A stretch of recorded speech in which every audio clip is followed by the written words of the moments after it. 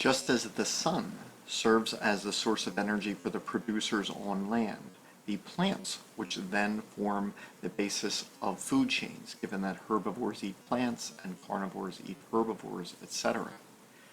Phytoplankton in the ocean serves as the basis for most marine life. It is the phytoplankton that uses photosynthesis to create biomolecules and to store energy.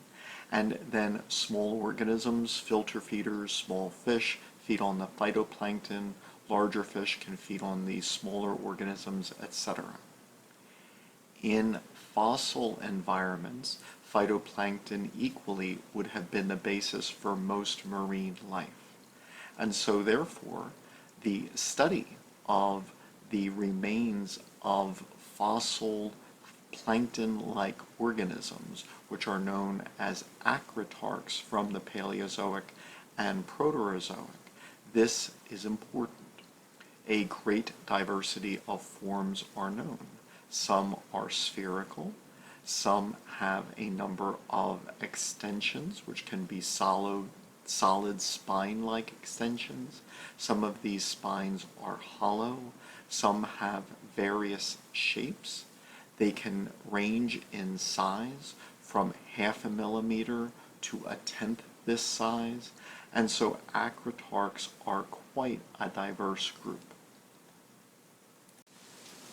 Given that acritarchs live for more than 1 billion years and can be found all over the world, and given that in many early Paleozoic rocks they are the most common microscopic fossils, it is not then surprising that their diversity includes organisms which were only found in specific environments, such as warm water, cold water, tidal flats, open water, and benthic environments.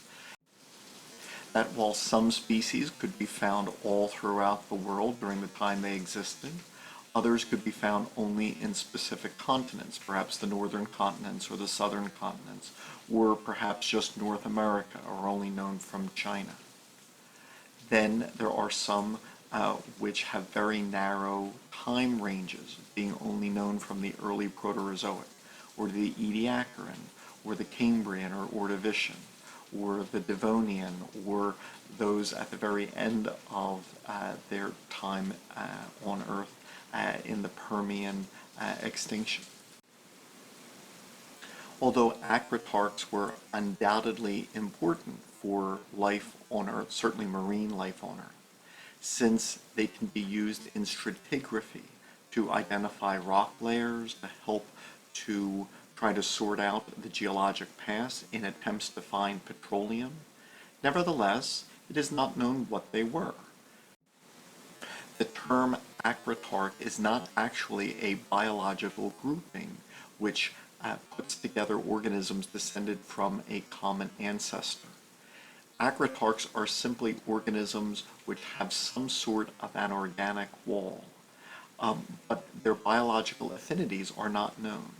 It is thought that many of them are green algae and are thus important parts of the phytoplankton. Although dinoflagellates, a type of alga alive today, do not exist until the Triassic, these might include their ancestors. These might be large cyanobacteria. Some may be marine fungi. Some have proposed that these are actually remains of animals, perhaps cysts around their eggs, or their embryos, or their juveniles.